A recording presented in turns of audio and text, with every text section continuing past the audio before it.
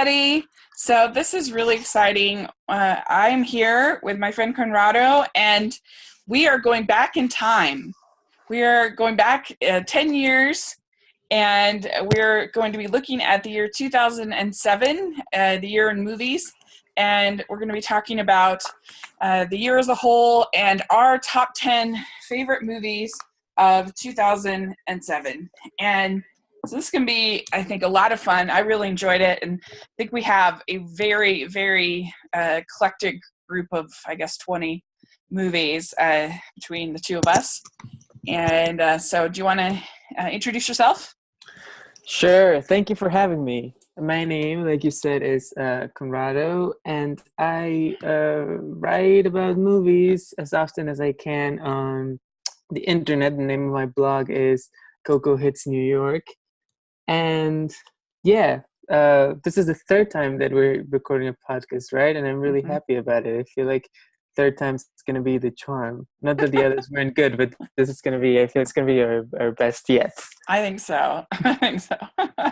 Yeah, it's been really, really fun so far. And this was a lot of fun to get ready for because you just see things that you would never see. You and I have really different tastes, which is a lot of fun, which what makes movies cool.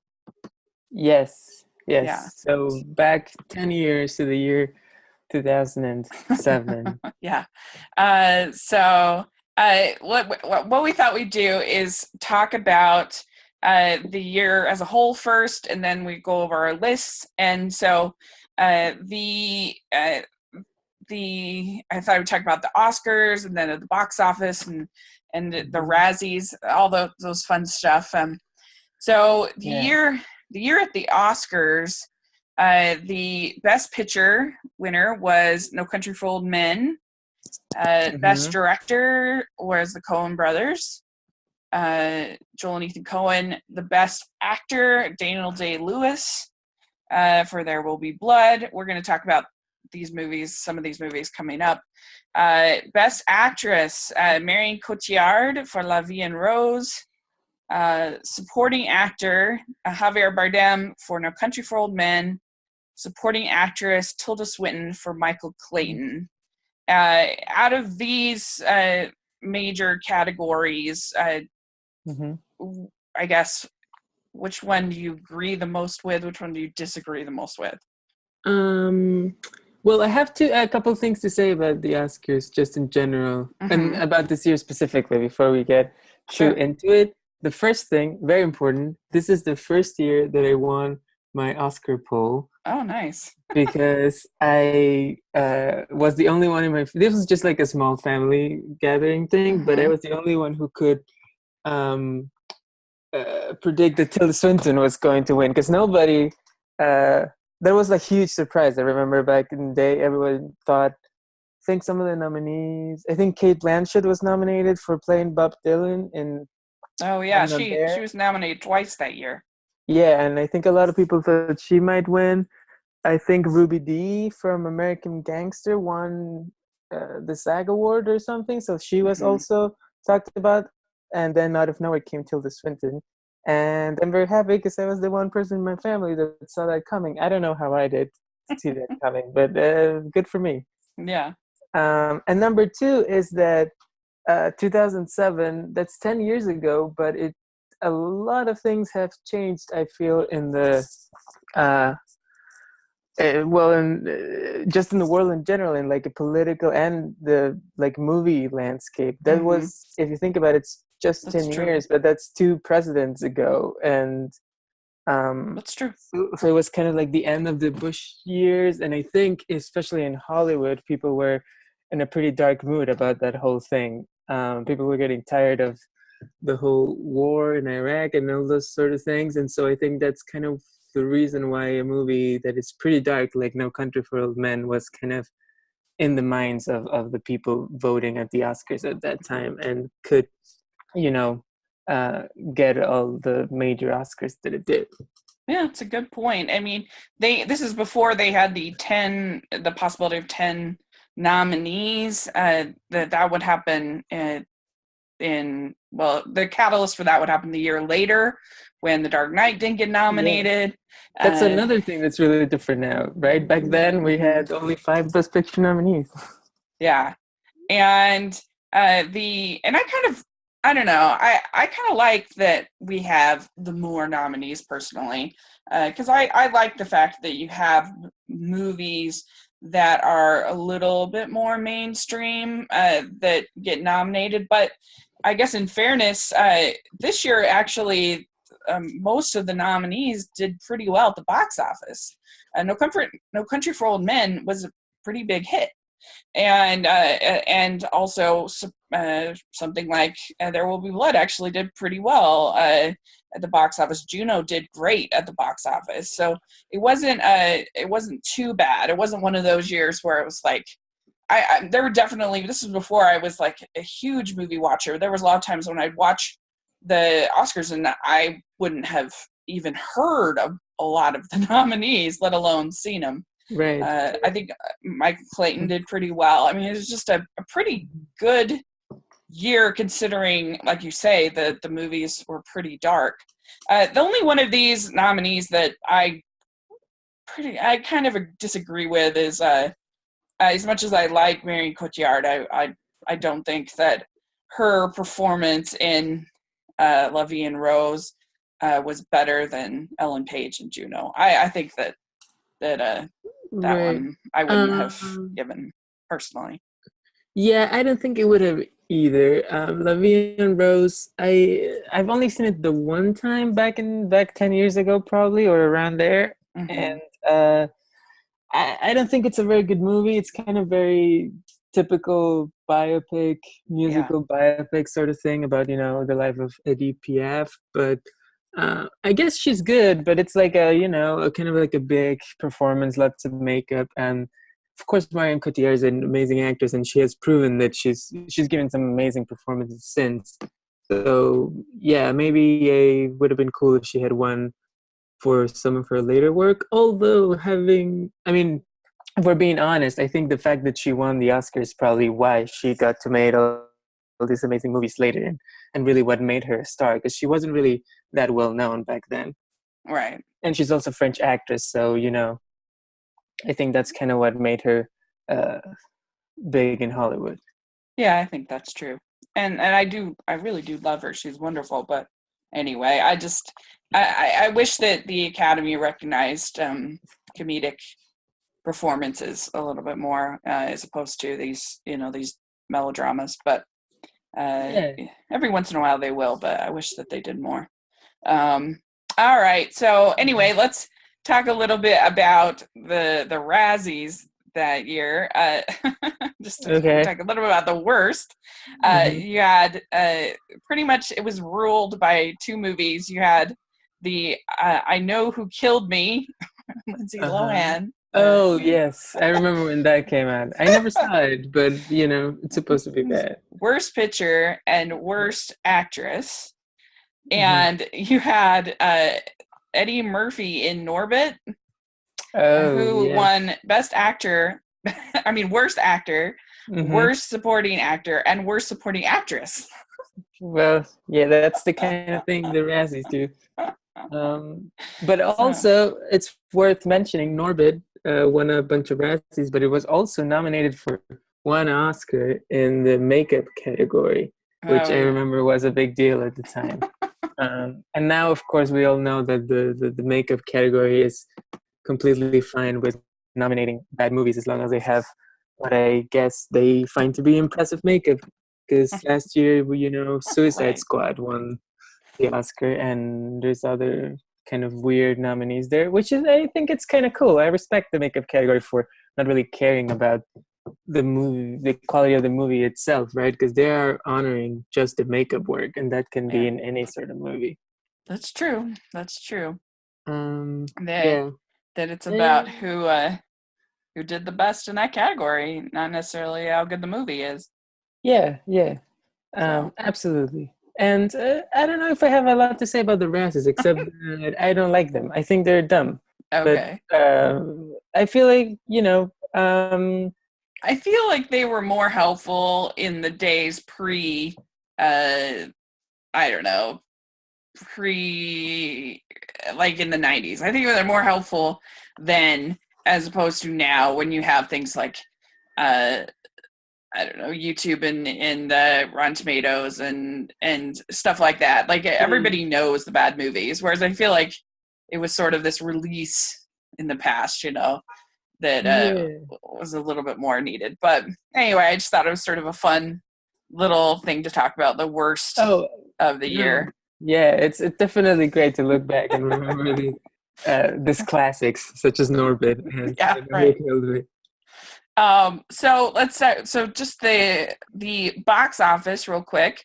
The number one at the box office was Pirates of the Caribbean at World's End. Is this the U.S. box office or international box worldwide. office? Do you know? Worldwide. Okay. Worldwide. Pirates of the Caribbean. That sounds about right. The world loves those pirates. Then Harry Potter and the Order of the Phoenix was number 2. Mm-hmm. Spider-Man 3, Shrek the Third, which I hate that movie. That's a bad one. Transformers was the very first.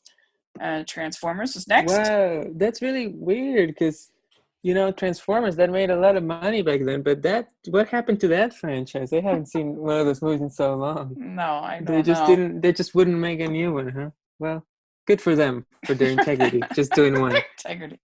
Yeah, right. Then Ratatouille, then I Am Legend, which is a movie that kind of breaks my heart because I love the first 30 minutes of that movie. I love, but yes, it just falls I apart. agree with that. It gets a little rough, but you're right. The first half of the movie is just amazing. It's really, really great. Yeah. And then the Simpsons movie was next, which is a movie I did have on my top 15, but I feel like as much as I am a huge Simpsons fan, I still watch it even now. Mm-hmm. I feel like the movie was just good. It wasn't great in my opinion.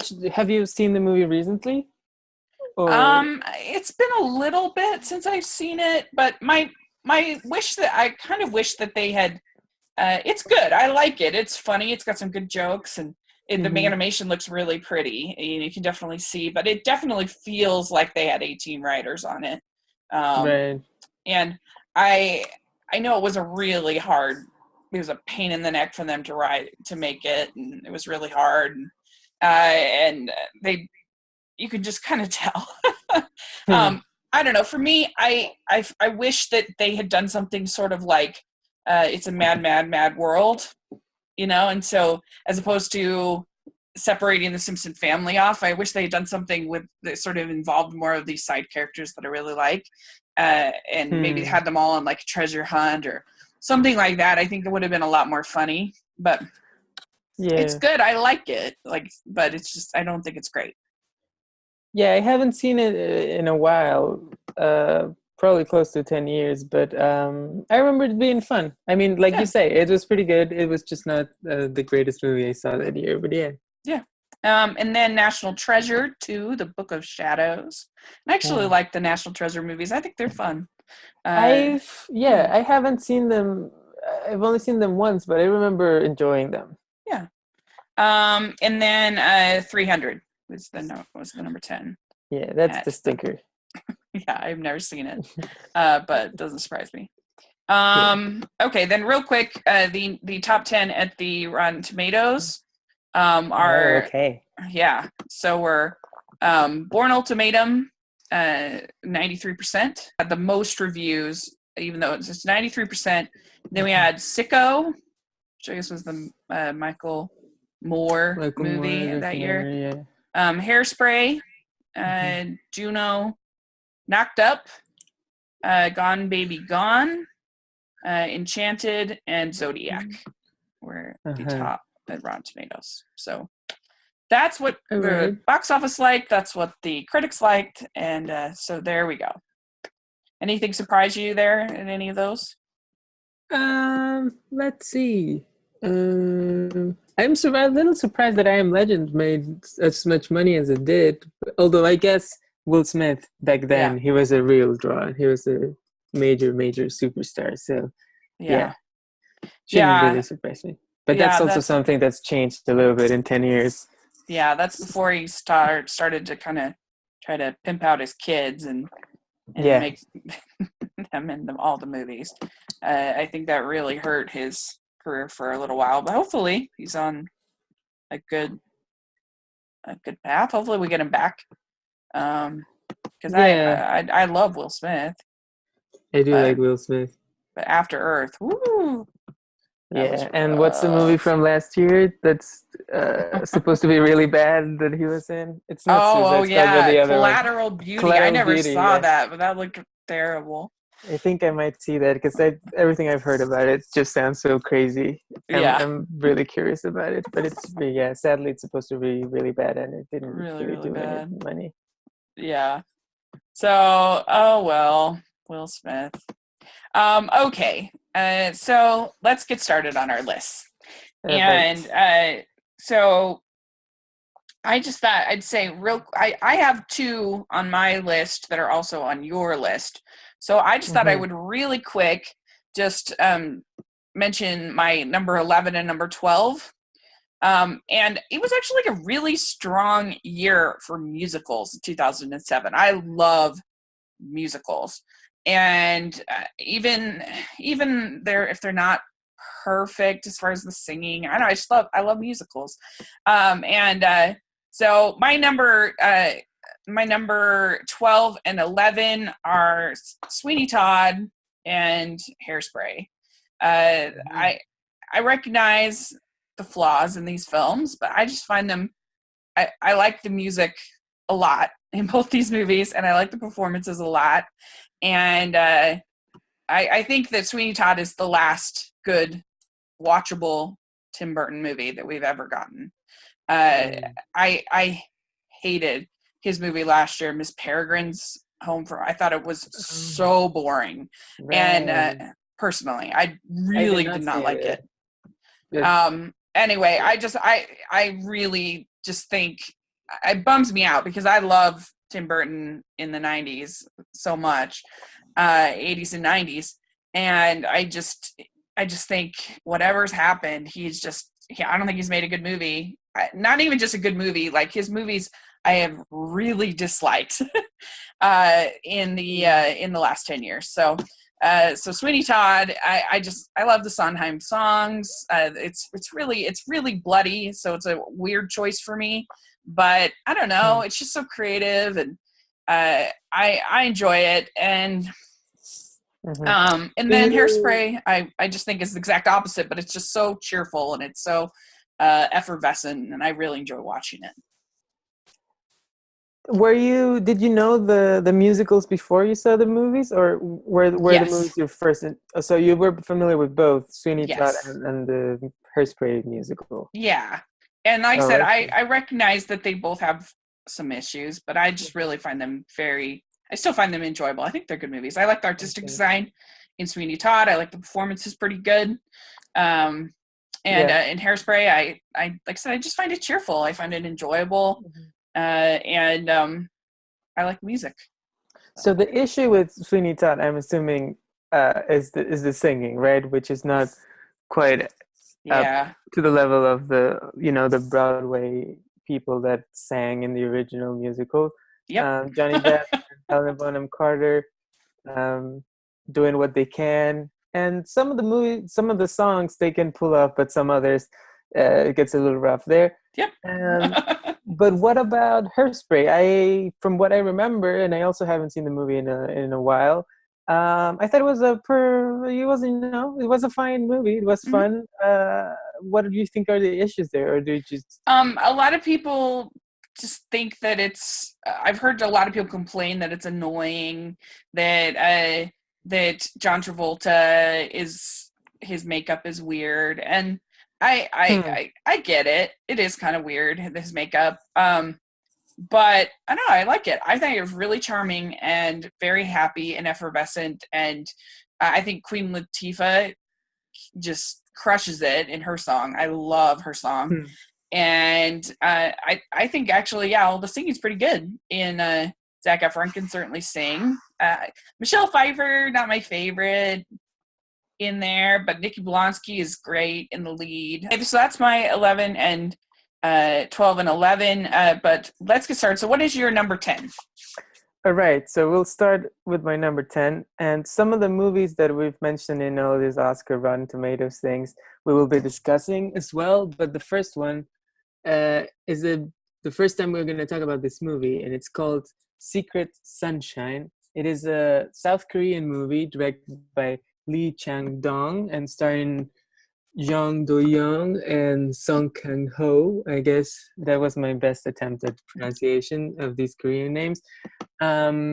So basically, Secret Sunshine is a movie about a woman who's recently, her husband has died, and so she decides to move to her husband's hometown, which is a small town sort of in I guess in the countryside almost of South Korea. She goes with her small young son and starts to a new life in this town. And then I don't know how far into the plot I should get in, because when I saw the movie, I didn't know much about it, and it's got a few surprises. I do have to say, it's a pretty rough movie. Is this one of the ones you saw, Rachel? Have you seen this movie? I just watched it last night. Okay. Woo! It is. Yeah, it's an intense movie. Some bad things happen. Like, it's good. I'm glad I watched it, but yeah, it is intense. It is intense, but it's like you say, it's very interesting. Of course, I do like it a lot. It's my number 10. Sure. I think it's a very interesting movie because, let's just say, some kind of traumatizing, very intense things happen to this woman who's trying to start a new life in a new town. And the movie has a very interesting way of showing how she deals with it and how she tries to get over this trauma.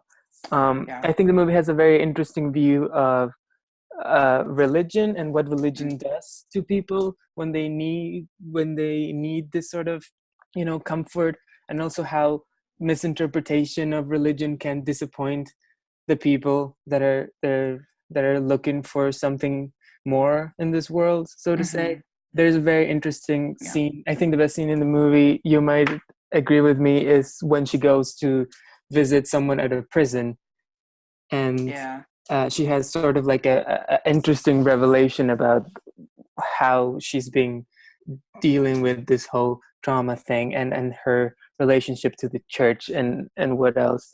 I think it's a very interesting movie. Jung Do-young, the actress, gives a very, very intense performance. I think she does a great job of letting us know her little and unexpected shifts in her personality, even though she's kind of like being very intense and crying a lot on the outside. She lets us know a little bit of what's going on the inside, which is really nice. And she won actually the Best Actress prize at the Cannes Film Festival that year, which I think was very deserved. Right. Yeah, I agree with all that you've said. I think that it's the kind of movie that I think that if it was remade for American audiences, they'd totally ruin it because they would make it very heavy-handed, I think, with because it's really interesting, because I'm obviously a very religious person. Everyone knows that. But in this movie, they certainly, it has that commentary of religion. But I don't know, like, it's more just saying, this is what happened to this person. It's not saying that necessarily, to me at least, that religion is evil. And so that's what makes it like interesting, I think, is that it's just sort of saying, here's this person's story. And I always appreciate that in movies when you're not being told how to think and told how to live your life.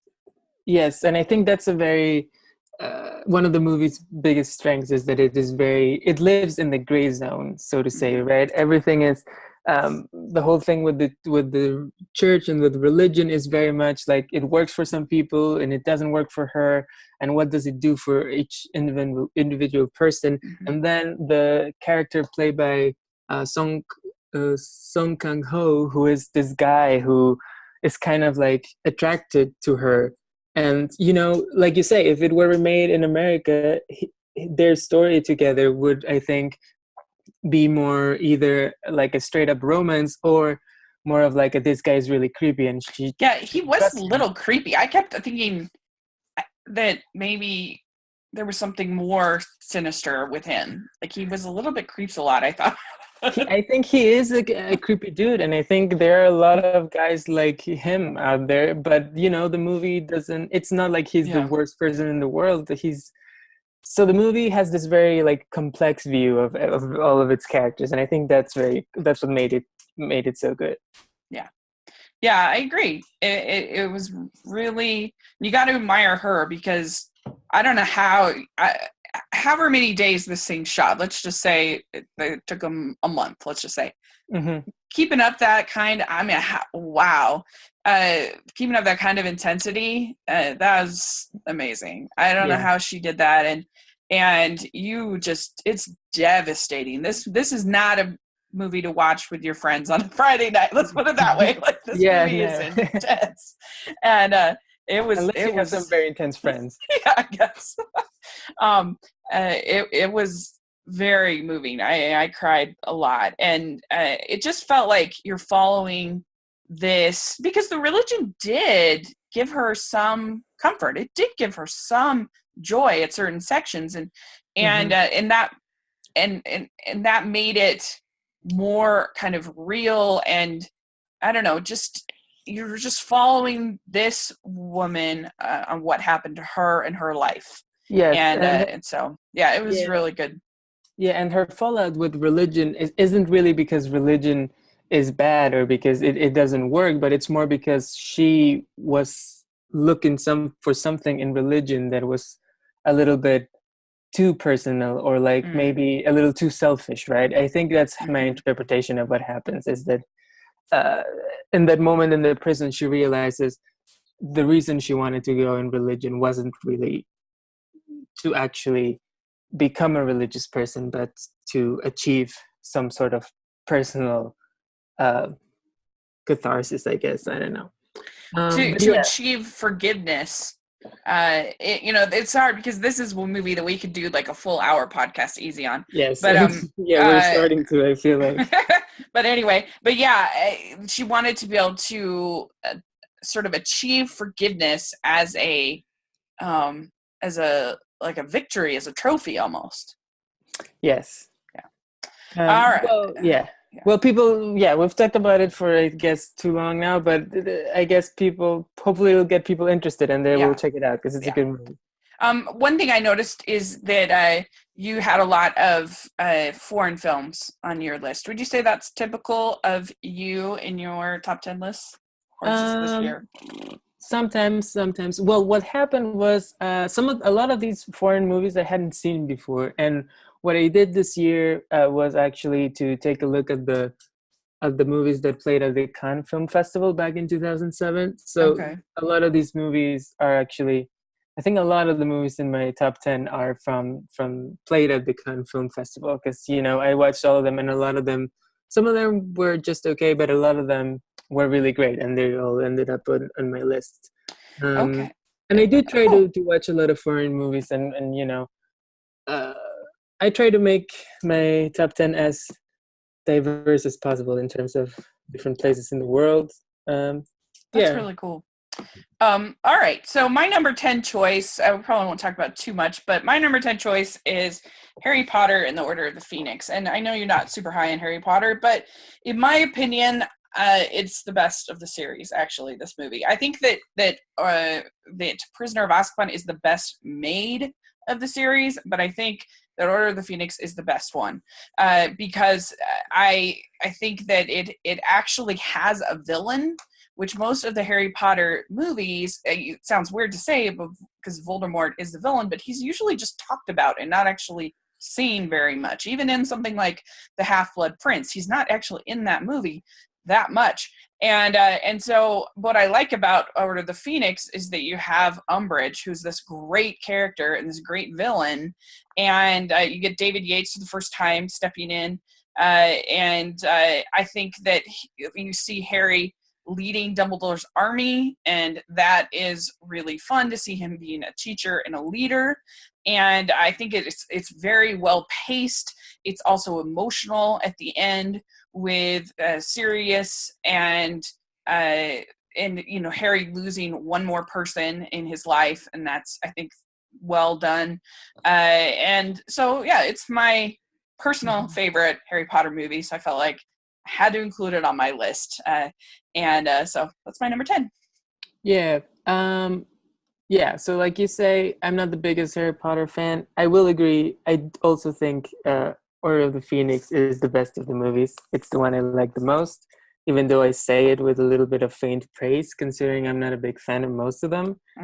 But I will agree that it's got one of the more, I think, interesting premises, right? Because this is the one where Voldemort is back, and it's kind of this thing of like people are trying to say that he isn't, and they don't really want to believe Harry Potter when he says that Voldemort is back, so they have to take things into their own hands, and that's really sets up a cool dynamic. And I will also agree that the Dolores Umbridge character is a really cool one, and really good villain, and I think it's a great performance by Imelda Staunton.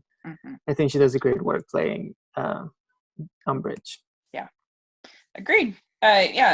She's very, she's obviously super sweet on the outside, but really duplicitous and horrible on the inside. Although I do have to say, I have a little bit of an issue with, I guess it is part of the fun, and I guess the Harry Potter world works in very broad strokes, but I did have a little bit of a reaction when we go to Umbridge's office and it's all pink, and she's got all these cat pictures in the office, which I thought was like a little, I guess. I mean, I wasn't totally heavy-handed. Yeah, not only that, but I felt a little bit like, oh, like we don't have to make fun of ladies that like pink and like cats. You know what I mean? I feel like that was a little. I would have wished that it were a little bit more nuanced than that. But again, it's Harry Potter. Things are kind of broad in the Harry Potter world. So I don't know. Yeah. I feel like just because I like cats, I feel a little Yeah, that's fair. I can see that. I think it's just trying to kind of just add to this sort of Wicked Witch kind of character. But I get what you're saying. I get what you're saying. Yeah, it's playing with stereotypes, that's for sure. Yeah. So it's a little bit less predictable than some of the previous ones too, where it's like always the Defense Against the Dark Arts teacher who's not very, and I don't know. It's just it's interesting. I like it. I think it's entertaining. So that's my number 10. What's your number 9? My number 9 is a movie called We Own the Night. And this movie was directed by Mr. James Gray, starring Joaquin Phoenix, Mark Wahlberg, Eva Mendes, and Robert Duvall. And so James Gray is a director who's not that well known in the US, although he's becoming more well known as time goes by. He is American though, and he's very beloved in France. That's why this movie played at the Cannes Film Festival.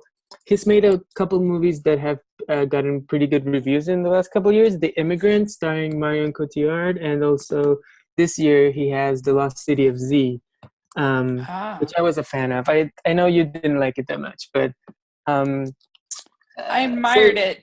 I thought it was well made, but I didn't. I thought the screenplay let me down personally. But anyway. Okay. Yeah, that's interesting. Well, the thing about James Gray, I think, is that he has this sort of talent for taking old-fashioned sort of ideas for movies in genres that you feel like you have seen that before, and then he finds like a new sort of spin, or it's not that he makes anything that's particularly edgy with them, but he just makes a really good version of that movie, right? Mm-hmm. So in The Immigrant, you have like this immigrant in Ellis Island story, and Lost City of Z, of course, plays on a lot of like adventure movies of back in the day. And then We Own the Night, which is the movie we're actually talking about, it's basically just like a movie about cops in Brooklyn, but he just kind of takes that idea, and he just does like the best possible version of that movie that he could make, and I think he pulls it off quite a bit. Joaquin Phoenix is the lead in the movie, and he plays sort of like this guy who he's kind of like the black sheep in a family that's full of cops, and he kind of like just works at a nightclub. And then through a series of events, he ends up being recruited by the cops in order to bring down sort of like a drug ring. And he's really great in the movie. Eva Mendes plays his girlfriend. She's also really good, even though she's got a rather small role in it. And one of the things that people will take away from this movie is there's a couple of really, really cool set pieces. There's a car chase in the rain that is really great. There's the finale takes place at this sort of meadow with really tall grass, so people can't really see each other. The cops are kind of chasing the criminals, and they can't really find each other because the grass is so tall. So I think the director makes a bunch of really interesting, cool choices in how he shoots these scenes, and it's just a really cool movie. It's like it's a sort of movie, and this is the thing with James Grace's movie a lot of the time. You kind of see what the premise is, and you say, well, I've seen this before, but he just takes it to a different level. Yeah, it looked good. I just saw the trailer. It kind of reminded me, looked a little bit like a Michael Mann movie. I would have thought maybe it might have been like Heat. Kind of looked a little bit like Heat. Maybe a little bit in premise, but this is actually, I'm kind of glad you made that comparison, because they are similar in subject, but the difference between Michael Mann and James Gray is that Michael Mann is interested almost in the technique of filmmaking more than anything, and whereas James Gray is interested most of all in his characters, which is something that Michael Mann is absolutely uninterested in. So James Gray is very, very much a humanist director, and one of his talents is he sort of finds human moments and deep characterization for even like the supporting roles that wouldn't really be that much that fleshed out in lesser movies, right? Like for example, the girlfriend characters in his movies, like Eva Mendes plays Joaquin Phoenix's girlfriend, and with most directors she would just be like one of the most forgettable whatever characters, but James Gray gives her some really good moments and really makes you understand what she is going through as well as the main character, which I think is really cool. Yeah, cool. All right, so my number 9 is called 5 centimeters per second. This is directed by Makoto Shinkai, who is the director of Your Name, which I loved so much. It came out in the US this year. It came out technically for an Oscar thing in 2016, but it really spoke to me. I loved it, and this is less bold than that. It's but it is beautiful. It's kind of a stretch, I guess, to maybe call it a feature film, because it's just an hour long. It's 3 shorts, I guess, 3 segments, kind of like Moonlight, sort of, in the sense that it's divided into 3 acts, but it's about the same person. And it's about this boy who falls in love with this girl, and they have this sort of moment together, and then they're separated, and then you meet this other girl, and there's sort of a bittersweet story, a love story there, and then he ends up sort of back with this other girl from the beginning. And so it's pretty simple, but it's so beautiful. I love the animation, and I just love the way that he creates characters that I love and that are just good people, and the way that he uses light and music, and I just I love the way that he tells stories, and just there's a purity to his characters that I really respond to and that I really love, and so I thought it was just beautiful. So this sounds like it's similar to Your Name in that it's sort of like a bit of a romance, right? It sounds pretty romantic. Is it right? Yes, you could make an argument that this is sort of saccharine, and some people might not like that, but I like romances, and it's not as bold as Your Name. Your Name is very it takes risks, and it's very creative, in my opinion. And this is more just a simple love story that you could say, oh, we've seen it other times before, but it's all about how the story is told with the beautiful animation and the way it uses music and light, and the way he really focuses a lot in his movies about moments, and how we sort of have these moments of connection with other human beings in our life, and how important, I guess, those sort of moments are. Anyway. Right. So Your Name is a romance, but it's also a sci-fi movie. Is this also science fiction, or not really? No, it's just, that's why I say it's not as like bold. It doesn't take as many risks. I see. So this is just more a simple romance between basically it's I'm trying to think of a good comparison, but it's just well, I think you're kind of selling me on it, just saying it's Your Name without the science fiction aspect. I feel like because I liked Your Name, but the part of it that I liked the least was the science fiction part. I actually really like the whole character and sort of romance aspect of it. So I think I'm gonna give this a shot. It sounds interesting to me. It sounds like it might be a good movie. And I think that you would like, actually, I think you would like even more than this is his first, I think it's his first film, The Garden of Words. I think you'd like it even more. It's gorgeous, and it's a little bit more mature, I would say, than this. So you've been in a Makoto Shinkai kick, right? You've been watching all his movies. Yes, I have, and cool. I love his aesthetic. I love the purity of his characters. And I love that he creates characters that I want to spend time with, that I like, and I don't know. I just really enjoy him as an artist. All right. The name is 5 centimeters per second. Yeah, and like I said, you should definitely. I would be really surprised, knowing your tastes, if Garden of Words isn't your favorite of his. All right. So check that out as well. Put them on my list. But anyway, so what is your number? Your number 8. Number 8, The Darjeeling Limited, directed by Wes Anderson, starring Owen Wilson, Adrian Brody, Jason Schwartzman. Darjeeling Limited. It's a good movie, directed by Wes Anderson, my favorite director probably. So I like it. What can we say about this movie?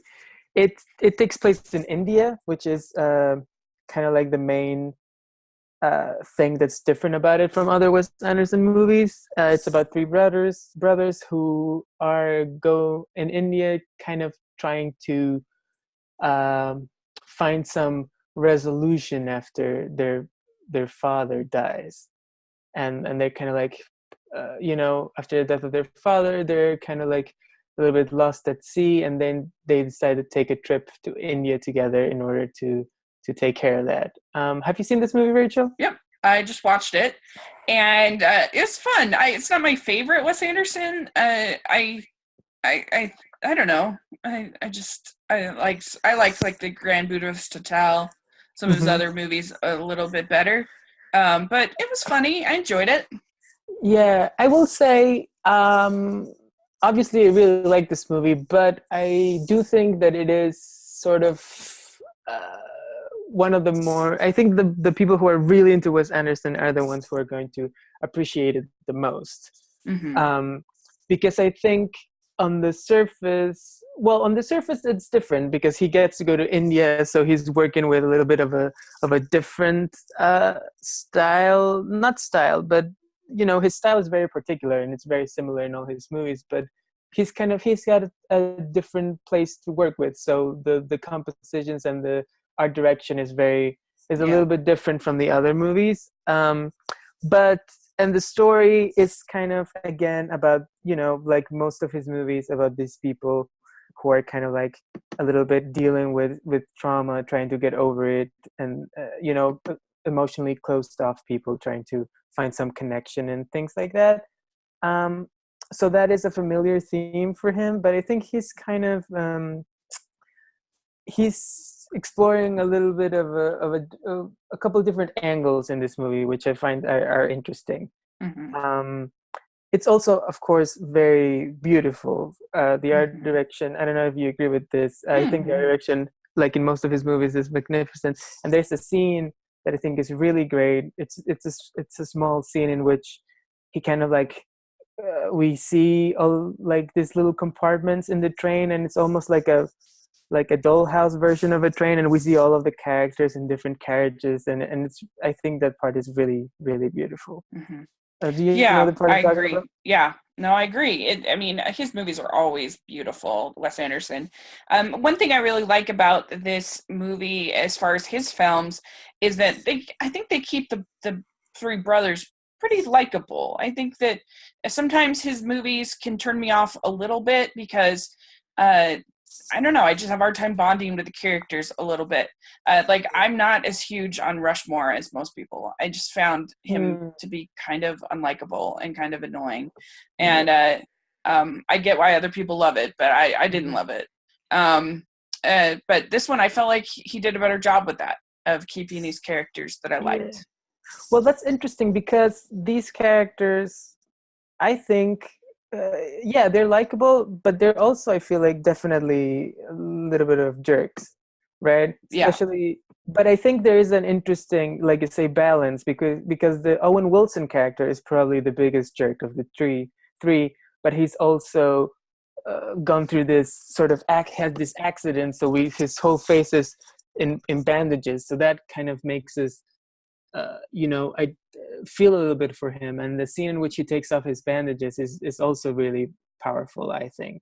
Mm-hmm. And of course, it's a bit of an obvious metaphor that he's had an accident and he's trying to heal himself when he's actually trying to heal himself emotionally, But I think it works in this semi-cartoon world that Wes Anderson is working with. Yeah, I do too. It was an enjoyable film.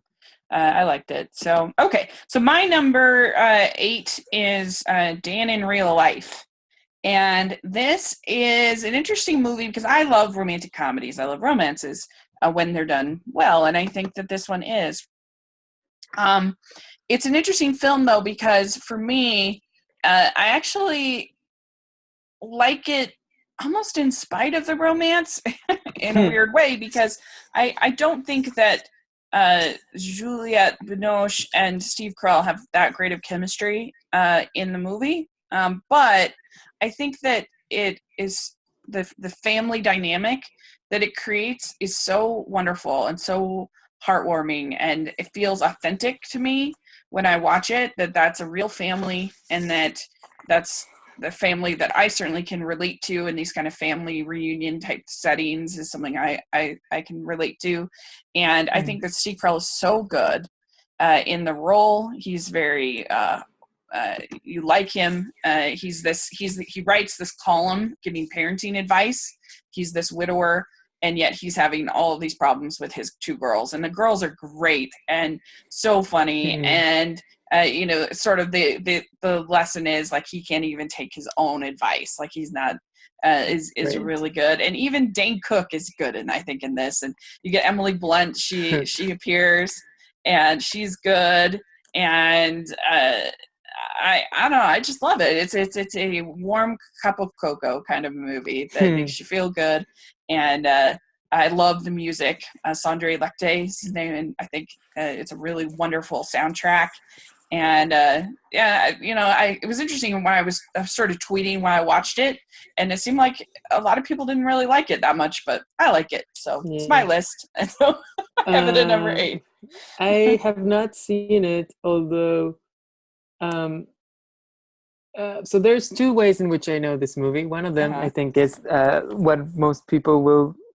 So I feel like you'll say then in real life, and most people will know what you're talking about, and then you can tell them it's the movie in which the poster is Steve Carell resting his face in a stack of pancakes, and people will know what you're talking about, because I feel like that image for some reason has endured where the movie necessarily hasn't.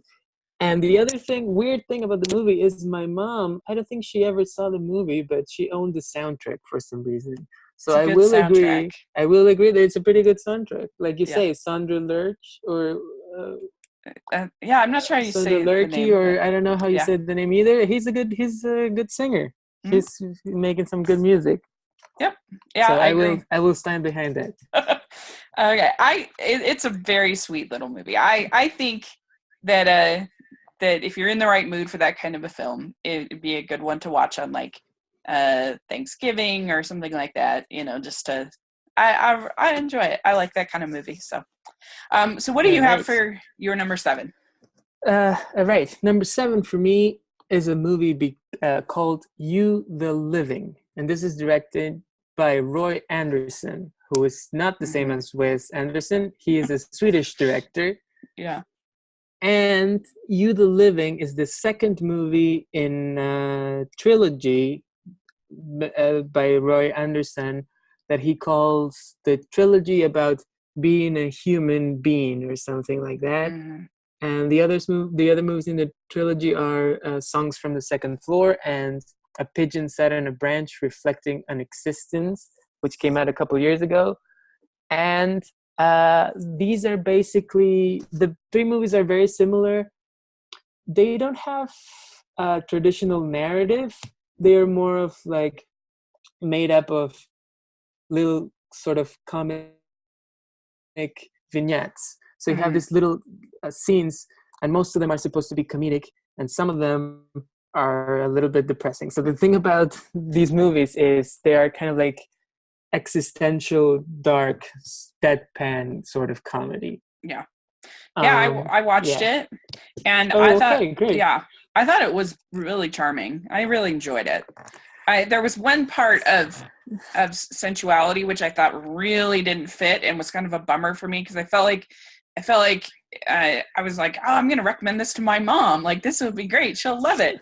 And I'm like, oh, I can't. Well, yeah. I think I know what part you're talking about, but yeah, I think he's got a pretty, it's interesting because he represents the world, and I think he's mostly talking about European society and Swedish society more than anything. Mm-hmm. But it, like, everything is very beige and the characters are all very pale and everyone looks almost like a zombie. So it's kind of like this emotionally detached, sort of boring sort of existence for these characters. And I think, there are sort of like, like you say, sort of like, I guess, sex scenes in the movies, and they're not really supposed to be sexy or anything, right? I think he uses them more to represent this sort of emotional detachment, and the people having, sexual relations aren't really enjoying it. They're really thinking about different things, and it's almost like a little bit grotesque. Yeah, I can see that. I think the power of the movie is, well, first of all, I find a lot of it to be very, very funny, even though it's kind of like a little bit of that funny and you choke a little bit on your laughter, because it's also a little bit like saying that the world doesn't mean anything and there's no sense to anything. But at the same time, I think he finds certain moments that are really hopeful and a little bit beautiful among this sort of numbness, right? There's sort of this, in this movie in particular, you have a bunch of sequences that are people retelling their dreams, and some of them are nightmares, but some of them are like actually kind of beautiful. I don't know Yeah, if you agree with that. I There's agree. the I loved the dream when she's married to the rock star. I thought that was Yes, so that's what I was sweet. gonna say. Yeah. That scene is really, really beautiful, and Hmm. it's also very impressively made because it's almost like their house is a train and it's going Hmm. away from the station. I don't know how they did that because that looks. I mean, Yeah. it looks really impressive. It's like a really Yeah. cool effect that they had It going on does. there. Yeah, it does look cool, and I and I don't know, like it wasn't. It would be really easy to have that scene be kind of mocking in tone, like sort of Mm-hmm. making fun of her for having this dream, but it really isn't. Uh, Yes, yeah, yes, I agree with that. yeah. And but the best scene of all is when I laughed really hard when he pulls that tablecloth. Oh my god, I'm so happy you said that. That scene is so funny. That I laughed so hard when I Yeah. saw that scene. And I think it's because the setup is so great. Because not to get too much into spoiling it for people, but um, the character says what he did before it Yeah. happens, because I Yeah. think it's one of the dreams, right? So the character said, I had this dream in which I pulled this tablecloth, and then we get this setup that is so long and you know what's going to happen, Yeah. and then when it finally happens, it's hilarious. Yeah. Oh, I love that scene so Yeah. much. That's really funny. Uh, yeah, so that's a good pick. I enjoyed it. That's definitely one I wouldn't have seen otherwise, which is fun. So my Yeah, number 7 is John Carney film called Once, and this did win the Oscar for Best Song. I love John Carney's movies. Um, I loved Sing Street last year. It was one of my favorites of the year. good Uh, movie. I I just I just spoke to me. And he's just such a great job of getting to the heart of what it is to be a musician. And in this film, you have these two people that are working to write this album that's their dream. And it's not even just that their dream is not to be famous. Their dream is literally to make the album. Like that was very refreshing, I thought. And Yes. and that they really don't have a romance like I feel like you would expect in this kind of film. It's really just these two people that want to make this album. Like it's very simple. And it's when they finally get in that recording studio, it is so you're just like yes, it's just such a victory. And they haven't even like sold an album. It's just like they got a chance to do it, and it feels so good, and the music is so good, and great performances by all involved. It my only real flaw with it is that I wish that there wasn't so much profanity, because I don't think it's needed at Hmm. all for the story. But other than that, I love it. I think it's just a beautiful little movie. Yeah, I agree with that. Um, so I had this thing, very good movie. I will say that outright. The only reason it's not on my list, or it's because there is this confusion of whether or not it was released in 2007, and because this wouldn't really matter. It was obviously released in 2007 in the U.S., but for my list purposes, I am a little bit of a, you know, control freak, so I kind of wanted to make it movies that were released in 2007 for the first time in their country or whatever. So it got a little Mm, confusing. I didn't know whether or not I should put Once, if it should qualify for the list or whatever. But it doesn't matter. I'm glad that you put it on your list because it's a really, really good movie and I yeah. really like it. And um, I'm glad that you like it too. And I will agree. So I think there's a couple of things that are really great about Once. The first one is that the songs are really, really good, Mm-hmm. which I think it's important because there's nothing worse than when you see a movie and people are saying, oh, you're such a great musician, your songs are so good, and then they play the songs and they're not that good. Right. So I think it's really, really important, and it's a great strength that the songs are actually as good as you would want them to be. Like Mm-hmm. it's not weird that the characters are saying, oh, your songs are really good, because the songs are actually really good. Yeah. So I think that's a huge strength of the movie.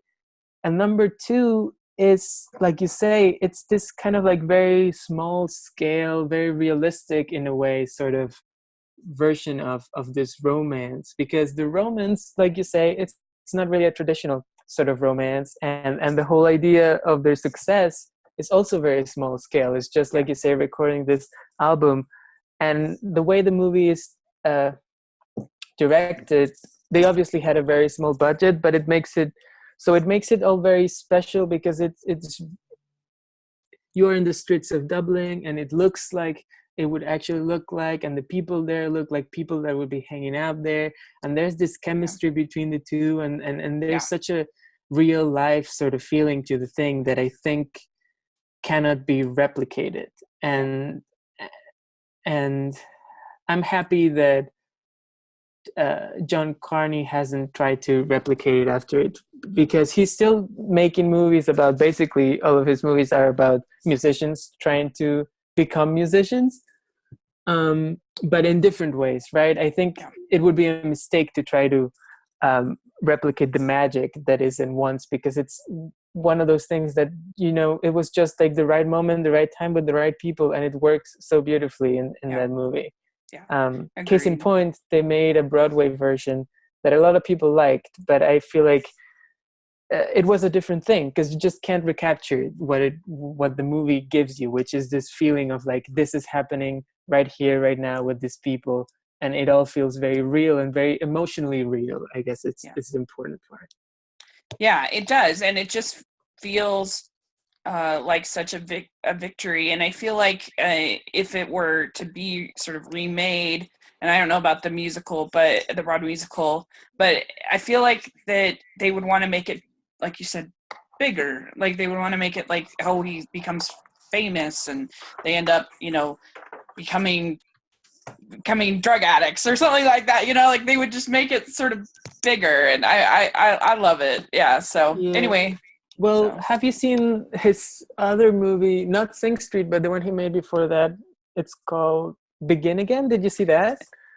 Yeah, that's my least favorite of his, actually. Yeah, I feel like that is a little bit of a Once remade a little bit for like an American perspective, and it doesn't work quite as well. It feels a little phony, right? Whereas Once feels very, very honest. Well, yeah, because I felt like Keira Knightley's character in that was a little bit preachy about like, oh, I'm not going to get paid, and we're gonna be authentic musicians. And in a very exactly. I agree with you, because it's totally the opposite of Once. The people in Once want to make money and want to be successful musicians, and they want to make they're just trying to have this one album, right? Like they're actually struggling to become musicians. And then it felt really phony when in Begin Again, suddenly these successful people are saying, no, we don't need the money. We're just going to go in the streets and be real. Like that's and it didn't true really feel, artist. Yeah. And it didn't feel real at all. It felt like a bunch of famous people saying that. Yeah. So what's your number 6? Number 6. Okay, number 6 for me is a movie called Silent Light. It is a Mexican movie, even though practically nobody in the movie speaks Spanish. It takes place at a Mennonite community in rural Mexico. So the people are speaking, I guess, Plattdeutsch, which is sort of like a German dialect. And this was directed by Carlos Regadas. And it is a very, very, very slow movie. So I will warn people who might want to see it, people who are not into it. It is one of those foreign films that looks and feels like what you imagine a foreign film to be. So it's like, it's really small. It's about this community and this family in particular where the dad is having an affair. So this is a very religious family. Obviously, they're Mennonites. So they live in a farm, and they are sort of secluded from the rest of the world. And the whole struggle of the movie is basically that the dad is having an affair with another woman in the community, and he isn't sure of what to do about it, especially considering his faith and, what the Bible says about, loving your wife and being true to her and that sort of thing. I I think this sounds, because I thought that it sounded, when I heard this premise, like it was going to be a movie about how this supposedly religious community is actually sort of twisted or something like that, right? Because you hear this whole small town, small uh, like religious family, but that is having an affair. So it looks like it's going to be a bit of a dark movie, which it I feel like it really isn't. It's a very uh, emotionally uh, honest and very respectful movie of how a religious person of this kind would feel about what this guy is going through, and how the wife would feel, which is important, and how the lover would feel, because these are all people who take their religion very seriously, obviously, and they're going Mm-hmm. through a very, like, it's a rather small stakes situation in a broad sense, but for them it's very important and it's very high stakes, and it's actually a very, very beautiful movie. um I don't want to spoil what happens, but the ending of the movie is very moving.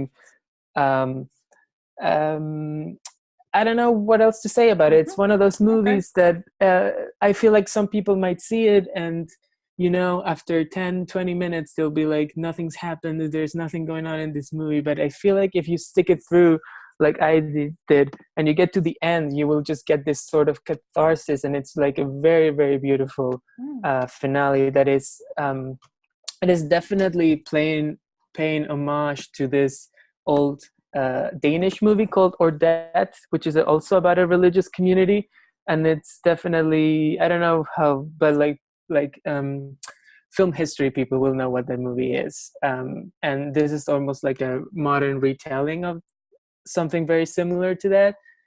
Um, it's a very, very beautiful movie, but like I say again, Mm-hmm. very slow. Like the first scene I think takes 5 minutes, and it's just like 5 minutes of seeing the sun rising, so be prepared for Mm-hmm. that. But it's Yeah, also very beautiful. I think that those kind of stories about religion can be really moving and really beautiful as a religious person, and even if they're complex, like in Scatter Sunshine, that as long as where I get annoyed is when I feel like they're mocking religious people, or Hmm. they're treating them like they're stupid. That annoys me. I don't like that. Hmm. But this looked, from the trailer, it looked like it was a character piece, and it looked good. Yes, and it's So definitely not a movie that is looking down at its characters. I yeah. think, well, the director and the crew went and lived with this community. So all of the people in the movie are really actual Mennonites from Mexico who only made this movie, and then they're not actors. So they just, uh, Mm. saw that this guy was coming to their community to make this film. So they did it, and then they went on with their lives. And it definitely Hmm. has that very realistic sort of feeling to it in that way. Yeah.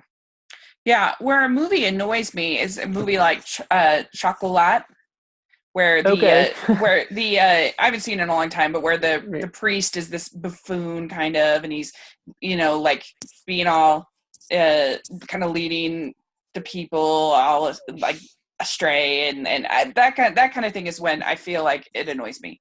Hmm. But anyway, so this sounds good. So Yeah. let's move on here. So my number 6 Hmm. is Persepolis, and this Uh-huh. is the Iranian, uh, based on the graphic novel, and it's a French film about an Iranian girl, and starts out in the revolution, and it goes through her life, and that's one of the things I like the most about it, is that there's not that many animated films. It's hard to think of any that are about a whole person's kind of life, and Hmm. and also I love the animation. It's just so great. I personally, I just love it. I think it's beautiful, and I actually think like this movie is funny. I think it's intense. I think it's sweet at times. I think it's unpredictable, because life is unpredictable. You don't really know what's going to happen to her. At least I don't. Um, and it's Marjane Satrapi. It's her book, Mm-hmm. and then her she co-directing it, the movie, and with Vincent Paranaud, I guess. Sorry, I'm pronouncing it wrong, I don't know. I just love it. I think it's really a unique animated film. I love the animation, and I like the story, and I like seeing her go through all of these different periods of this our history, sort of Mm-hmm. Iran, and how she and how unique her family is. I really like her family. I like her grandma. I like Mm-hmm. her parents. I like how she is able to sort of be into like punk music and different things like that. You don't really think of a lot of things I normally think of with Iran. I feel like Mm-hmm. aren't really necessarily true, and you see that here. And Yes. anyway, so yeah, that's my number 6. Yeah, I definitely agree with that last part. I think it's when you hear, a story about Iranian girl who emigrates to Europe, you kind of feel like, oh, it's gonna be, most immigrant stories feel most of the time like they had a really rough time back in their homeland, so they have to come to this new land where they will be better off or whatever. But her story is much more complicated than that, and she has more mixed feelings about it, right? Because she really liked her life in Iran, and then she had to go because of different political circumstances. And then when she goes to Europe, she doesn't necessarily love it, and she kind of wants to go back. So it's a very, very honest and much more complex version of the immigrant story, I feel Yeah. like. Um, Also, I will agree that the animation is really, really beautiful. Mm-hmm. And it's very particular. It just feels like a very specific style that is realistic but also cartoony at the same time in a very Mm-hmm. specific way. It's all in black and white. It's very stark, so it feels almost like a so it looks probably very similar to what the graphic novel looks like, Mm-hmm. which is also in black and white, but it has this like flow of movement that is really, really um, very well done. I think it's a pretty good movie as well. There's Mm-hmm. one thing about it that keeps me from loving it. Mm-hmm. I think I don't know what it is. It might be just the nature of telling a story that encompasses a person's, a large chunk of a person's life. But there's a lot of narration in the movie, and I don't Mm-hmm. necessarily have a problem with that. But I do feel like the movie is trying to cover a lot of life, or a lot of this character's life in a relatively small space of time. Mm-hmm. And what happens to me, at least, is that it kind of rushes from one moment to another in her life in a way that is very charming at the beginning. I feel like you have these little vignettes of what her life was as a kid, but then as it goes to the more complicated parts of the second half of the movie, and she gets older and she gets very moody, and she Mm-hmm. starts to make all of these decisions that I feel like I don't fully understand why she's doing what she's doing in some parts, and it's Mm-hmm. kind of hard for me to track her emotionally and what she's going through. I mean, we get a little bit of it, and some of it I do feel like she's being like a little too opinionated, or I can't fully understand where she's coming from. Some of the things she does and says, of course, I agree with, and some others I'm a little bit like, uh, you know, I don't know. I feel like Mm-hmm. it is hard for me to track the character towards the second half. I can see that. I guess that's fair. I mean, I guess I just sort of chalk that up to she's a teenager. Like in most of those Yeah, things, I guess she's so. she's just rebelling. And but I can understand what you're saying. I get it. It Yeah, does. that's really the one thing. Yeah. Okay, so let's. Wow, we've got to. So let's talk about your number 5. My number 5 is the movie Zodiac, directed by Mm-hmm. David Fincher, starring Jake Gyllenhaal, Mark Ruffalo, and Robert Downey Jr. A little bit before he became Iron Man, and The year this before. is the year before. So this was the beginning of his career renaissance. Let's say, I don't Mm-hmm. know. Right. Anyway, the story the movie's called Zodiac. So it's basically a thriller mystery movie about the Zodiac killers. Not killers, killings, I guess. Yeah. So this is a story of like people working to try to catch the Zodiac killer, who is this serial killer who was had a run of crime in California back in the late 60s and 70s. And so it is a mystery movie about trying to find this murder, but it's also more than anything a movie about people obsessing over trying to catch the murderer. So it's kind of like a movie about obsession made by David Fincher, one of the most obsessive directors working today. So that's, I think, what makes it so special. Because it's got Jake Gyllenhaal. I have not seen it, but it's got Jake Gyllenhaal and who's the other one? Mark Ruffalo. Yeah. So Jake Gyllenhaal plays sort of like plays a cartoonist working at a newspaper. And so even though he has nothing to do with this crime, he becomes obsessed with kind of solving it. Mark Ruffalo plays actually a cop who's assigned the case, and Robert Downey Jr. plays the reporter who is actually reporting on the crime. But the main character is Jake Gyllenhaal, who is this guy, sort of like this regular guy who's pulled into this whole web of trying to figure out who the killer is. And spoiler alert, in case people don't know this, but this is from real life, they never caught the Zodiac killer. We don't know who it is to this day. So it's a very interesting movie about trying to find answers and not being able to find them, and the ambiguity and the obsession that comes for all these people about not trying to catch him. It's a really well-made movie. The script is really solid. The direction, I think it's the moment in which David Fincher sort of like, it feels almost like a change of level for him. Like he's made some good movies before this, of course, but then this movie really feels like he stepped into another level, and it feels like a very personal story for him, and it's really well made. The cinematography is really great, editing, everything. It's a really, really solid movie, and I know a lot of people like it. Yeah, I've heard good things.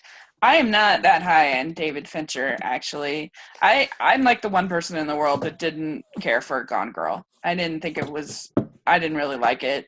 I'm not a big fan of Gone Girl either, but I would say David Fincher, my favorite Fincher movies are Zodiac and The Social Network. So I think those two are the ones that really showcase his abilities as a filmmaker more than any others. Interesting.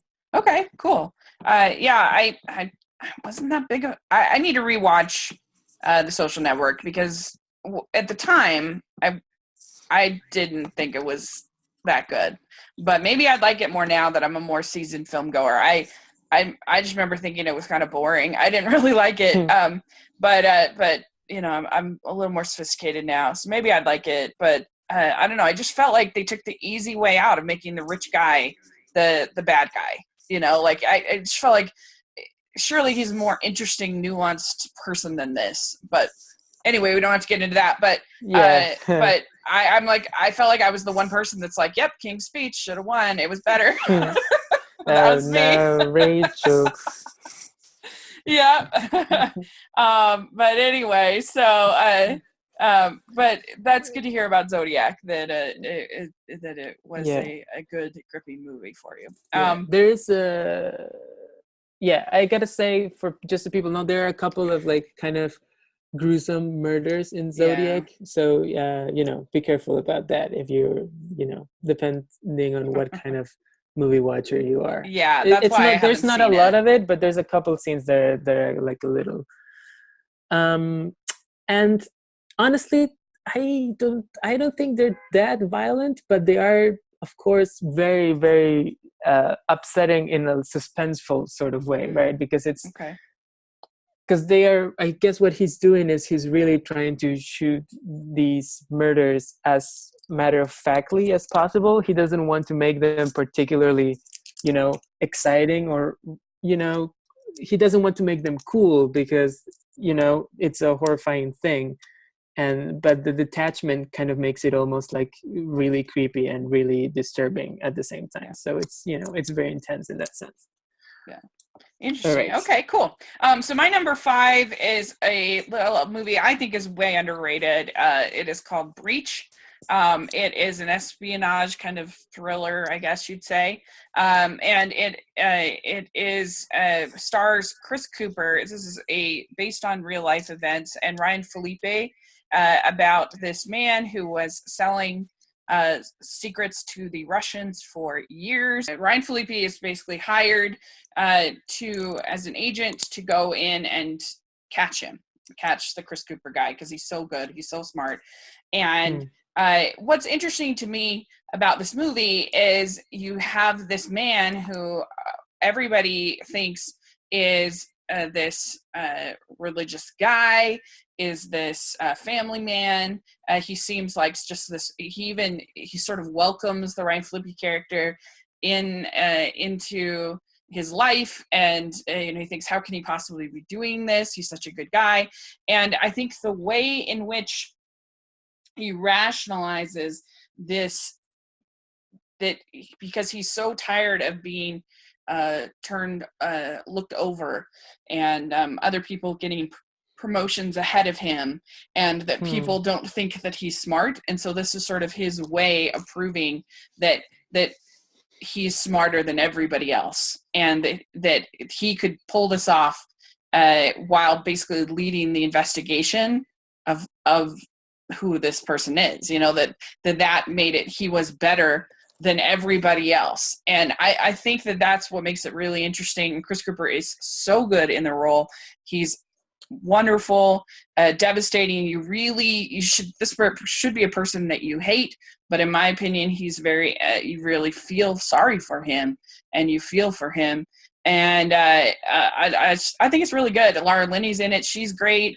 Like I said, I think it's underrated. I really like it. Yeah, I haven't seen this movie, but I've heard really good things about it, and you make it sound really good. So I'm definitely curious to see it. Yeah. So, all right. So what's your number 4? Number 4 for me is There Will Be Blood, directed by Paul Thomas Anderson, starring the great Daniel Day-Lewis and the sometimes great Paul Dano, I guess. It's pretty good. Yeah. He is the best agent in Hollywood. I mean, he gets in all these great movies, all these epic movies, 12 Years a Slave and Love and Mercy and whatever. And he's good, but I think Paul Dano is just the guy that you go to when you need someone to get punched in the face in a movie, right? Yeah. I feel like that happens to him all the time. And of course, he endures quite a bit of abuse from Daniel Day-Lewis in this movie as well. He does. So this is also on my list. I have this at number 2. I think this is honestly one of the great American movies. I think that this movie is unforgettable. It's intense.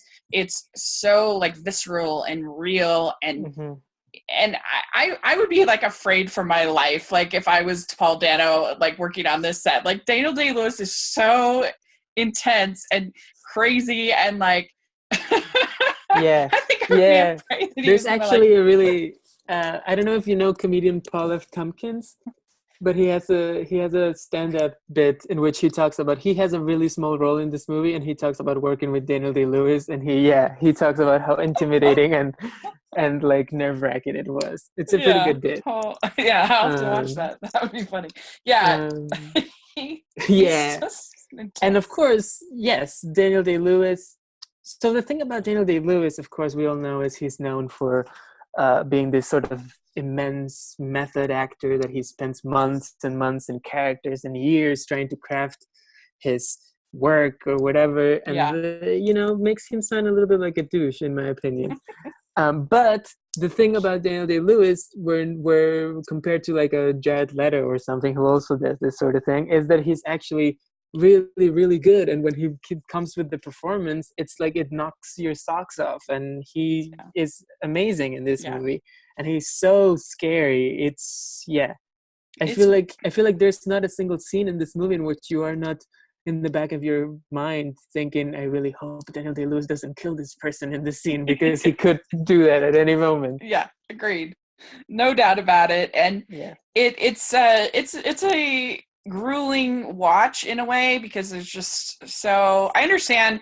I have a friend who really hates this movie, really doesn't like it, and I get it, because if you're a person that needs likable characters, which normally I kind of am, so, but it's just so mesmerizing that I guess I was willing to forgo that normal taste of mine. It's just, Yeah, I gotta say, I was a little surprised that you love this movie as much as you do, but I'm glad, because I obviously love it as well. yeah. So maybe you can talk a little bit more about it. What about it makes it so great for you? I don't know, it's just so, it's just such a character piece about, and it's just such a vivid portrayal of like ambition and greed, and and how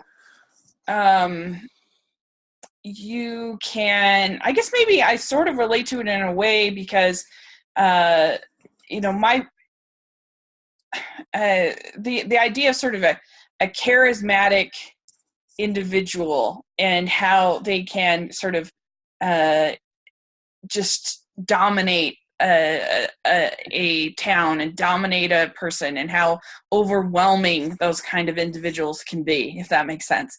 And just, I don't know, it's just so mesmerizing when I watch it. Yeah. Like, I'm willing to I told my friend when he was like, I'm surprised you like it, and I was like, yep, I guess I can be kind of random sometimes. And it's just such a mesmerizing performance, and a mesmerizing character, and just that sense of place that you get, the sense of like, exactly where you are, and this old west kind of mentality. It's just a great movie, I think. It and I think that there's enough moments where you do feel like this person could exist with how crazy he is.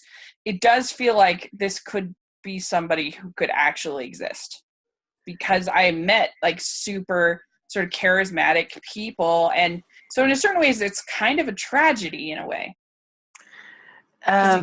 It is. I guess it is. It is very interesting, because it feels almost like it feels almost like a tragedy that is, like you say, you call it the Great American Movie, and I do feel like it's almost the tragic figure in this whole thing is America, right? Because Daniel Day-Lewis plays this businessman who is very ambitious, obviously, but and his downfall, the way he closes off and becomes so neurotic by the end, seems to be, reflective of this like sort of American dream promise of like fortune and happiness that is almost like destroyed by its own ambitions almost.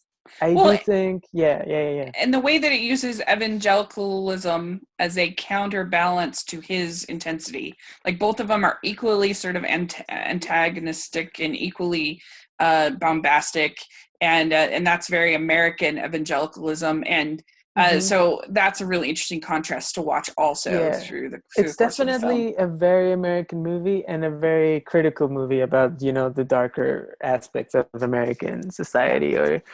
And I think some of the movies here and towards the top of my list, Zodiac, definitely, There Will Be Blood, and the movie that we'll talk about that I have in number 3, I think all three represent this idea that I talked about at the beginning of the podcast, that, American filmmakers at this time in 2007 were in a very dark mood about the country as a whole, and sort of like this whole mess that they were getting into by the end of the Bush years.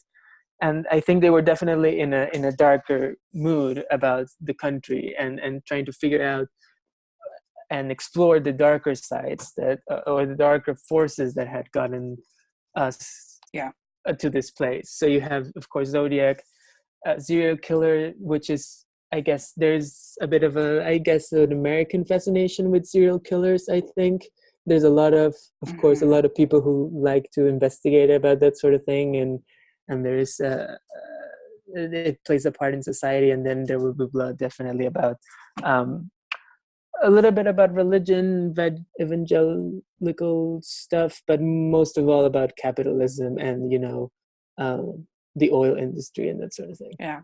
I guess what it comes down to, if you create sort of compelling enough characters for me, and you're written in a way that is compelling enough, then I'm going to like it, whether it's a particularly positive necessarily movie or not. It's one of those ones. So, okay. So my number 4 is totally different, 100%. The other thing is Enchanted. And I like this movie a lot for a lot of reasons. First of all, I like that it is a loving homage to classic Disney tropes. I think it is really fun, the way that it sort of pokes fun at like the working song and in Snow White, or like the true love, Giselle, that she thinks she's found her true love in the first like opening, even the opening montage with the book and the story and it's just different things but I don't feel like it's not like Shrek where it is kind of crass or mean spirit. There's not a mean-spirited bone in this movie's body. And so I really enjoy that. I think it's kind of fun as a Disney fan to sort of play up on some of those things. I also really like Amy Adams' performance. I think she is so charismatic, and so she really, sells it, because a movie like this is really dependent upon the I think the lead performance. And I think this is very similar in a way to Elf with Will Ferrell. Both are these, these fairy tale creatures that end up in Manhattan, kind of things. And I really like this contrast between this really optimistic character with this divorce attorney character, so you've got like the Patrick Dempsey, and you've got this person who believes in true love, believes in romance, believes in and this person who is very cynical about it, and coming to contrast. The other thing I really love about it, I love Alan Menken's songs, of course, amazing. But I also like, this is the only Disney movie that has a Disney princess that is actually kind of a mother and does like mothering and has a relationship with a child. And I think that makes it kind of unique and different. And it's a little bit more of a mature Disney princess in a way, it's not a young ingenue. And I love Susan Sarandon. I think is really fun in it. She's the baddie, and I think that James Marsden has a lot of fun as the prince, with his like sword in the middle of Manhattan, and he's great. And so I love really it. Funny. I really do. So that's my number 4. Yeah. I agree with a lot of things that you said. Amy Adams is great. James Marsden is hilarious. I also agree that this is like a better subversion of the Disney formula than Shrek was. It seems like it's coming from a place of love, obviously, because it's made by Disney, but also poking fun of itself and doing it in a more, in a more nuanced and more effective sort of way. Because not to get too much into Shrek, but I feel like the thing about Shrek is that it says that it's about something, and it almost kind of like undermines it with some of the other choices that it makes. So its theme is not as strong. The songs are great. The scene in the park when they're all dancing is also a great scene. And now I can't remember what I wanted to say. There was also something positive about this movie. The animation at the beginning, I also like. I think it's a pretty good movie most of the way. I have to say, the thing that kind of makes it one that I'm not crazy about is the final sort of act, when it turns almost into a bit of like an action sequence movie. I feel like the last part of the movie doesn't really come together the way I wish it had. So that's kind of why I'm not super into Enchanted. Although I haven't seen it in a while, so maybe it's time to give it another look and see what I think of it now. But I remember at the time thinking that I was enjoying the movie a lot. And then the final moments, although I do like that it's Amy Adams that saves the day, and Mm-hmm. and she's kind of like this strong character. And in that sense, I think it's very, like you say, it's a very strong character that at the same time is very sweet and mothering and all of those things, Mm-hmm. which I Yeah, I think mean, I is very guess effective. But I I, think, I don't know, there's something about that whole dragon thing and the way she has to fight it or whatever that I don't know, it didn't work that well for me. fair enough. I guess I can see that, but I don't know. That wasn't a deal breaker for me, at least. I still enjoyed Yeah. it, and I think that Susan Sarandon's kind of having enough fun as sort of the villain, and that you don't get that many just outright baddies in Disney anymore. So Mm. I don't know. I get it, but for me, I really do love it. So that's my number four. And what's your number three? Number three for me, completing my trilogy of Dark Side of America, I guess, is the movie No Country for Old Men, directed Mm-hmm. by Joel Cohen, Ethan Cohen, the Oscar winner of that year, featuring Josh Brolin, Javier Bardem, Tommy Lee Jones. It's basically this movie about a guy in Texas, a bit of a morally ambiguous guy. He's our protagonist. We don't know. One of the interesting things about the movie is that he's really not a good guy, and he's also not a bad guy. He's just almost like a very human, selfish sort of person. He finds a bunch of money in the desert. Turns out that money belongs to criminals, and so Javier Bardem plays a deadly killer who's after him to find the money. Tommy Lee Jones plays an old sheriff who's trying to find the guy and help him solve the murders that are going on around in this part of Texas. It's very much a movie about a guy on the run being chased by a evil guy, and that evil guy being chased by an old sheriff, and it's pretty great. It's a really well made movie Mm-hmm. with a very interesting philosophical outlook, very dark as well, just like There Will Be Blood and Zodiac. Um, Now it's almost a movie. you're a Coen huge Coen Brothers Brothers fan? fan, right? Yes, that's correct. Mm-hmm. Um, yeah, I don't know how you feel about them. This is an interesting movie because it's almost a movie about. I feel it is very much a bit of a metaphor for what the country was going through with the war on terror back in 10 years ago and that sort of thing. Because Javier Mm-hmm. Bardem, it's almost like this, almost like unreal, just evil character. He represents destruction and evil in a way that is almost non-human and can't be stopped. So it's almost about this Tommy Lee Jones sheriff character sort of being confronted by the fact that there's this evil in the world that is seemingly unstoppable, and how do we deal with that, and what can he do about that. So it's a Mm-hmm. very interesting movie in that sense. On the other side of things, it's also a very well-made movie, very thrilling. There's a lot of really cool suspense moments. It's a chase movie. It's very violent, and there's a lot of action in it, but it's super well made. Mm-hmm. Is Yeah, what I would say I've about it. heard only good things about it. I haven't seen it because of the violence. But Yeah, but the I've heard violence is only good it can be things. really rough. Yeah. But it's a good movie, definitely one of my Yeah. favorites. It looks really scary, and certainly has great cast. And It yeah, is, for yeah. me, the Coen Brothers are hit and miss for me. I love like Raising Arizona, and I love Hmm. uh, the Brother Where Art Thou, and so I love a lot of their movies. I love Fargo, Hmm. is my favorite of theirs. Um, Yeah. but uh, but yeah, some others I'm not a big fan of. I know you liked it. I did not like Hail Caesar. I thought it was a big miss. And so anyway, they're hit and miss for me. Hmm.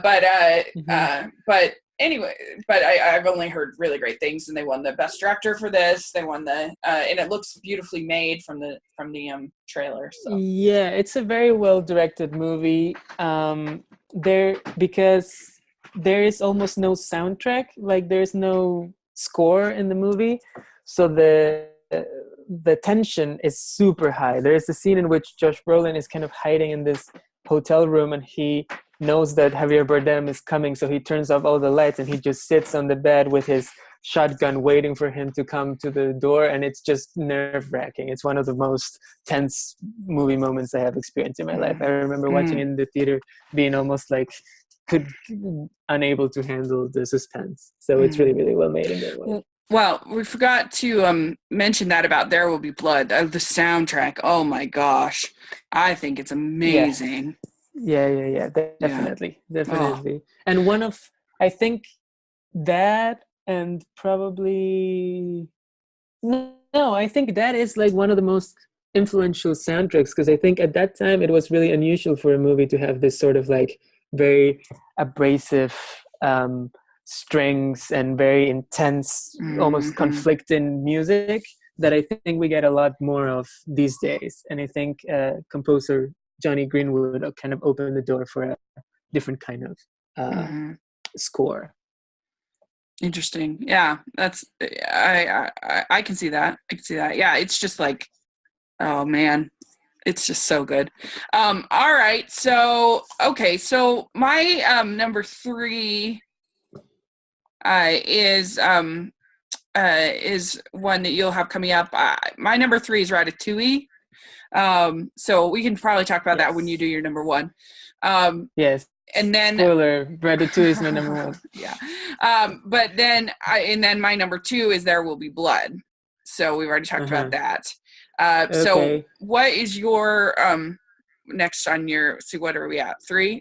Right. So let's talk about number 2, and then we can talk about our number 1s. Yeah. So what's your number 2? So let's go straight. My number 2 is the movie that won actually the Palme d'Or at the Cannes Film Festival in 2007. And it's a Romanian movie called 4 Months, 3 Weeks, and 2 Days. And it is basically a movie.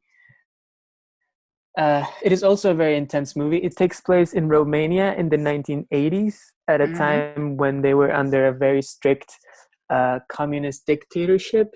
And it's about this young woman who, her friend is having an abortion.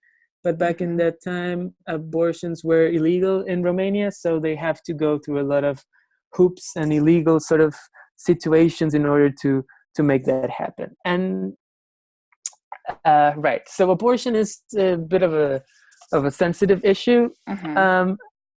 So the movie is about these people trying to get an abortion, but it really is more so than that. It's more about, like many Romanian movies of the last 10 years have been, is really about the sort of the corruption and the nonsensical level of just, of corruption that was happening in the Romanian government at that time, and that has sort of carried on even after the dictatorship ended.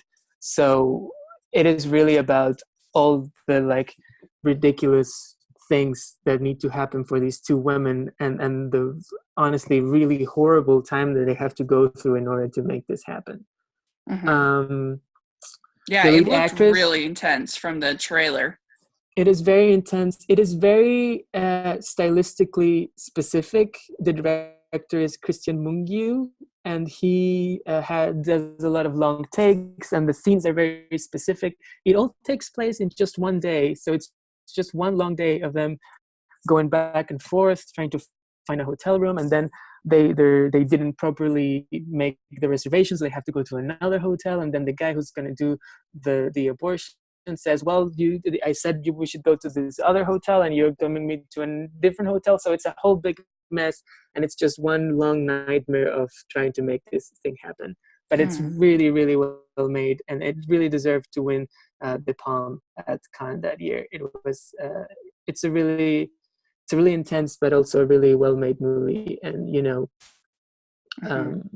yeah, I mean, one of the things that people sometimes maybe get wrong about me, at least in my taste, is that I don't have to agree with the choices of the people that are the people make in a movie. I'm obviously very strongly pro-life, but I love Dirty Dancing, and there's an abortion in that movie, and obviously I'm not trying to compare the two, but I'm just saying that I think that, I mean, I love There Will Be Blood, and I certainly don't agree with the choices that he makes in that movie.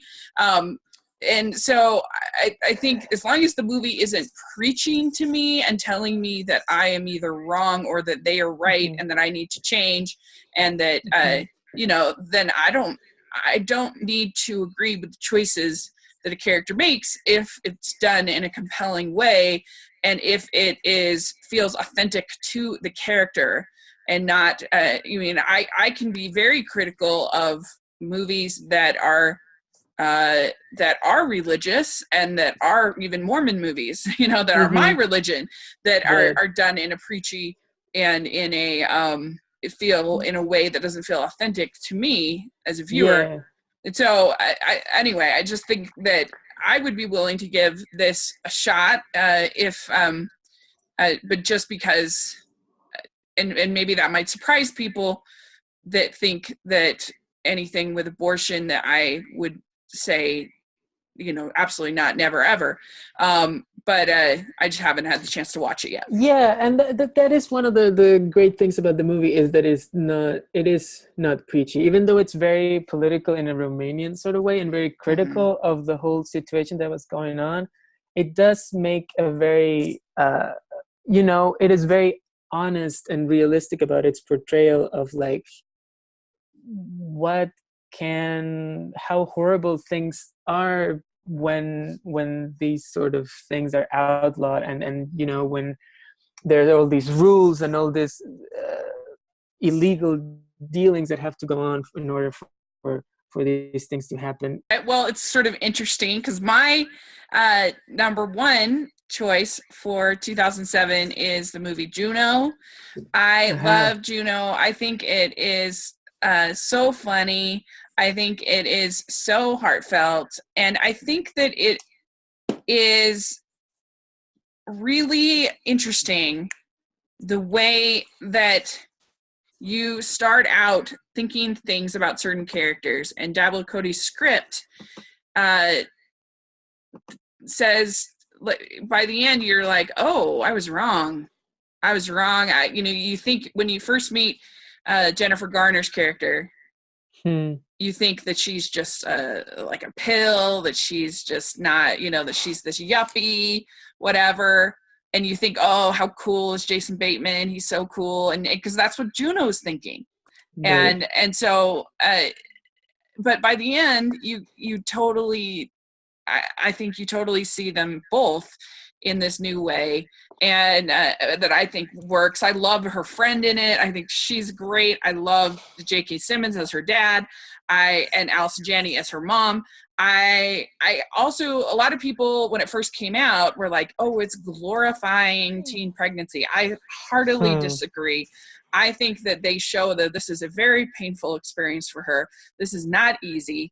And I'm a huge adoption advocate. I really believe in it. I really think it is a beautiful thing when it is done in the correct way. And so I love that message of the movie. And I don't know, I just love it. I get it that some people think it's too glib, but I don't care. I love it. Yeah. Now that you mentioned that, I think it would be interesting. I don't think people have really made a movie about the problems that can happen with the adoption and how it can be like really difficult for people to you know, to not only to adopt but for women who want to give their babies up for adoption. It can also be like a really hard experience from the you know, I guess bureaucratic point of view. So I think that would be an interesting movie, like, you know, that someone could make. But speaking about Juno, I like it. It's a movie that it has sort of like a special place in my heart, I guess. When I saw it back then, it really spoke to me and to my friends. It's a very sweet movie. I guess a lot of people don't like it.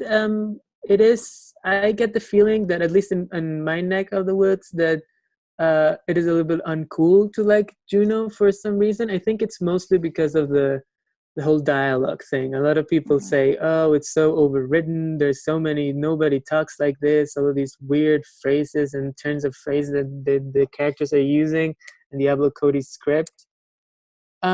Which I think it's kind of true, especially towards the beginning of the movie. There's that scene at the convenience store, which is a little too much, in my Uh, opinion. yeah. Yeah, that's like a I lot guess of I like love it. weird. Yeah, I don't know. There's that whole like little did that can be undid, or it's in the Sunny D line or whatever. I think it is a little rough out of the gate, but I do think that um, it doesn't really bother me that much because it does feel to me that it's mostly specific to the characters that speak that way, right? Because Mhm. of course Juno speaks that way and her friends also, but then the Jennifer Garner character and the Jason Bateman character don't really speak with those weird lines. So I think it is uh, well thought out, and I do think more than anything that it's a very very effective movie emotionally, and it's a very Mhm. sweet movie. And I think there's just like a couple moments that are really honest emotionally, and the movie really works well and hard to make its characters real complex people with more than one feeling at a time, Mhm. um I love her and Michael Cera, and Ellen Page I think is so great. Michael And Cera is very good. so like I just love scenes like you're like the coolest person I know and you don't even have to try, and then he's Yeah. like, I try really hard actually. Yeah, that's really funny. It is a funny movie. I think the script is better than most people give it credit for. I see Yeah. a lot of people trashing the script on the internet, and I disagree with them. I think it's really, and I'm just thinking of there's a couple scenes, like the scene in the mall when Jennifer Garner and Juno run into each other at the mall, and then she kind of like puts her hand on the belly. It's like really effective for me. Yeah. I feel like that's a really sweet moment. I think Yeah. Jennifer Garner is doing some really great work in the Yeah. movie. Agreed. And of course the I think the key moment in the whole movie is when Juno tells her parents that she's pregnant, and Oh, then her so dad good. goes, "I thought you were the kind of girl who knew when to say no," and then she says, "I just don't know what kind of girl I am." I think that's such a great moment from Ellen Page, the way she delivers that line, and it's such a effective and truthful line about how she feels and what she's going Yeah. through. I think it's a very smart and a very effective script and a very honest Yeah. script. And I just love J.K. Simmons and Allison Janney, and that I love them as a couple in the movie. I think Yeah. they're great. And then he's like, "Did you see that coming?" I thought like drug abuse. I thought like whatever. Like I did Yeah. not see that coming. That's so funny. And I actually think I think her and J.K. Simmons, Ellen Page and J.K. Simmons have chemistry, as you believe them as a father and a daughter, and when he's like giving her advice and Yeah. and she says, I'm dealing with things way beyond my age. Yeah. Everyone is so good in the movie. It's such a Yeah. great cast, and like you say, the chemistry between all of them is Yeah. so effective. Yeah. And obviously There Will Be Blood is a better made movie, but I can't watch There Will Be Blood uh, every every weekend. Like I could watch and so I do think that's why I put Juno at number one. It's a movie that I could rewatch a lot. I don't have a problem with the style. To me, it's very similar to like, I don't know, Gilmore Girls or something like that I like. And so Hmm. I don't have a problem with Yeah. it because I like it. Yeah, no, absolutely. It's that's also the reasons why I put my number one movie at number one, is because it speaks to me on like a very personal, emotional level, and it's just that's just the kind of thing that we want to get out of movies. I feel like. And I don't think it glorifies teen pregnancy at all. I really don't. I think this is a very hard thing for her. I think that you see her uh, really struggle. And I think if you were to interview Juno, she would be the last person to say, "Go get pregnant when you're a teenager." Uh, Yeah, yeah, Personally, yeah. I agree with that. I think I mean, there's obviously, I think that a lot of people have problems with that show Teen Mom, the reality show about Mm-hmm. teenage pregnancy, and I guess I can see how that show wouldn't really exist. Like it probably was created because of the success of Juno and that sort of thing. But I don't know. I just feel like the movie is the movie. I feel like the movie is very honest about it. It's not trying to say that it's just a fun and easy thing to do. I think it's being very, very honest about what she's going through. So I think it's good. Yeah, it's a good movie. All right. So what is your number one? My number one movie, everybody knows it already, Ratatouille. Yeah. And this is your number 3, correct? It is my number 3. Yep. Yeah, Ratatouille, directed by the great Brad Bird, with the voices of a bunch of people I can't remember. Patton Oswalt, Peter O'Toole, Brad Garrett. Yeah. Animated movie, Pixar, about a rat that wants to be a chef. He just has this dream of cooking in a fancy French kitchen, and guess what? He gets to do it. Yeah. It's just an awesome movie. It's great. It's Why do so you good. Love it, Rachel? Why do I love it? I love it because it has one of the great speeches, I think, in all movies, honestly. That's just one of the many things. When he says, that a critic's job is to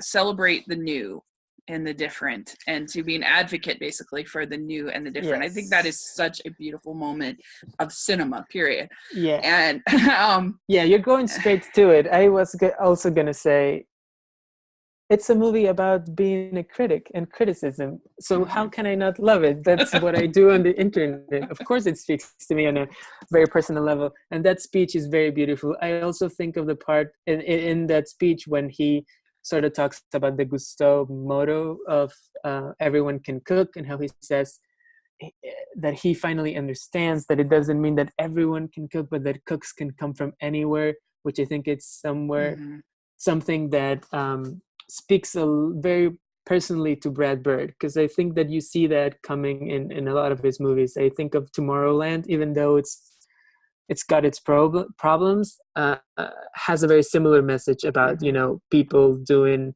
great things coming from all kinds of backgrounds and getting the opportunity to do that stuff. Yeah. All right, but sorry. Yeah. I feel like I interrupted you. So go ahead. I agree with you 100%. I think that it's a very pure character that we want to see happy, that we want to see recognized, that he has such small ambitions. He just really wants to eat good food. Like, he doesn't even want to be a famous chef. It's not somebody how many times have we seen a movie where somebody wants to be famous, wants to be, recognized, wants to be whatever. Like, that's not what Remy wants. He literally just wants to eat the food he wants to eat. That's all that he wants. And he is, and this is also kind of why it speaks to me so much, is because there's not just the critic character, but Remy himself is seen as some sort of critic figure within the rat community, let's say. And how, people say, well, he's a snob, he just wants this food that it's so fancy or whatever, which I think, I don't know if you probably have experienced this as well, but from people, when you're kind of like really into some form of art, let's say movies in our case, and then your friends will be like, well, you don't like anything, or like, you just hate every movie that you see or whatever. But, but it's just that you have this, you're just searching for this special thing that is really going to speak to you. And when you find it, you know that you have found it, just like the critic guy does at the end. And it's a beautiful moment, of course. That is very true. That especially blockbusters, the last 2 years, I've been pretty disappointed by almost every blockbuster. There's been a few that I've liked, not the animated ones as much, but anyway. And so when I think people are like, why is she freaking out about Wonder Woman? Like, calm down. It's just a movie. But it spoke to my heart, and in a really special, profound way for me. And so I'm so excited about it. And I guess I think that maybe that's hard to sort of translate if you haven't been disappointed so many times.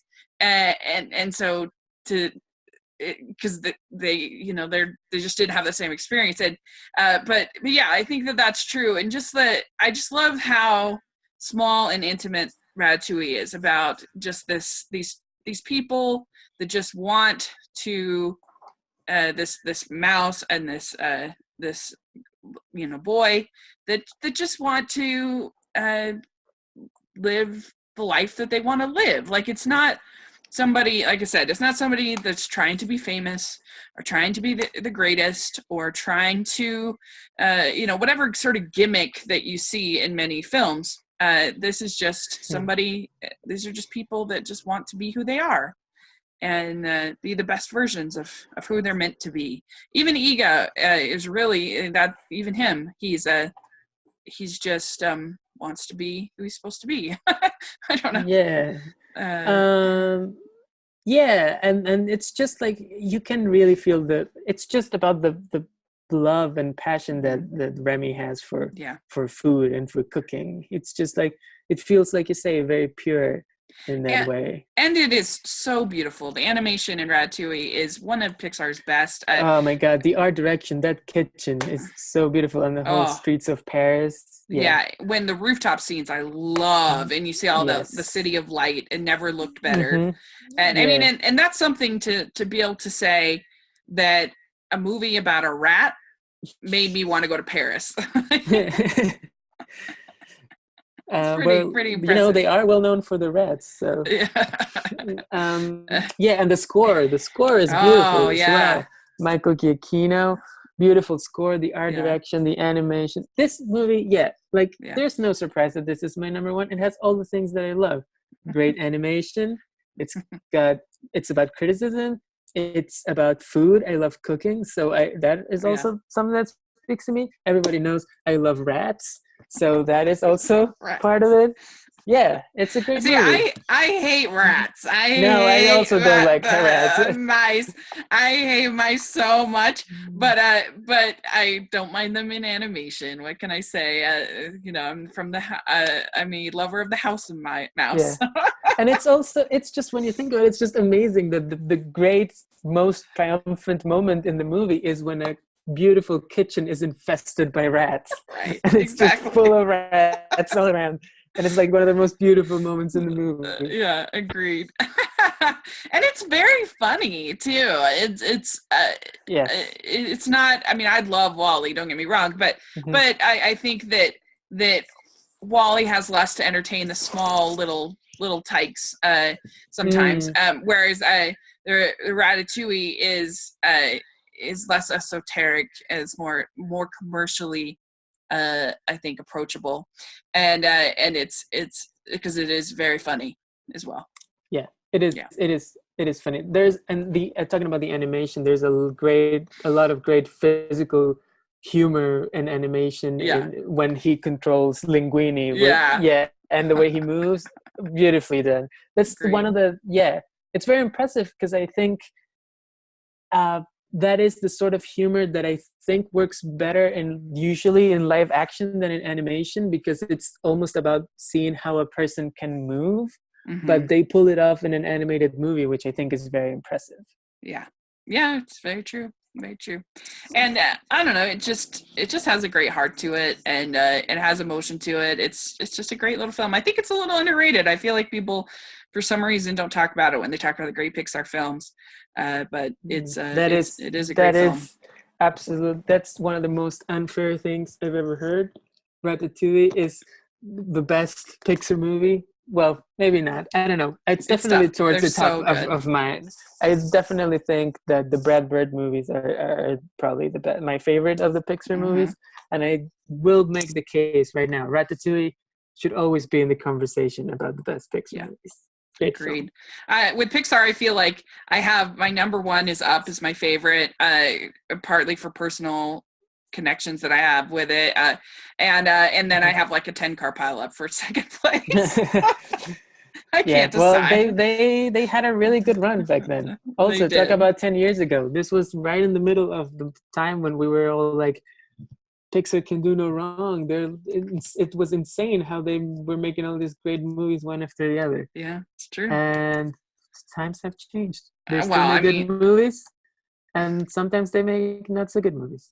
Well, I actually like, on some level, I like all of their movies, but I agree that was the cream of the crop. Yeah, I mean, yes, most of the movies that they make are good, or at least pretty good. Yeah. But back then it was like one after the other. Right. It was like one masterpiece after the other. You know, Agreed. it was kind of insane.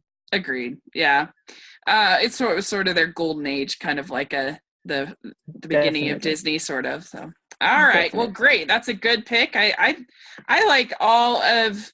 I know we talked for a long time, but I really do like. I like talking about all of these movies, and I think it was a really solid list of 20 films. These are. I think you could have Mhm. a really diverse, interesting experience watching any of these films. And so if anybody uh, does watch them, please put in the comment section and let us know what you think and which ones you Yes, like. And you have absolutely. everything from several. We've got animation, we've got uh, true stories, we've got musicals. We've just got a lot of variety. Yeah, And so thanks for joining me on this. I really appreciate it, and I had a lot of fun talking to you about these films. absolutely. Thanks for having me. Always a pleasure. So where can people find you?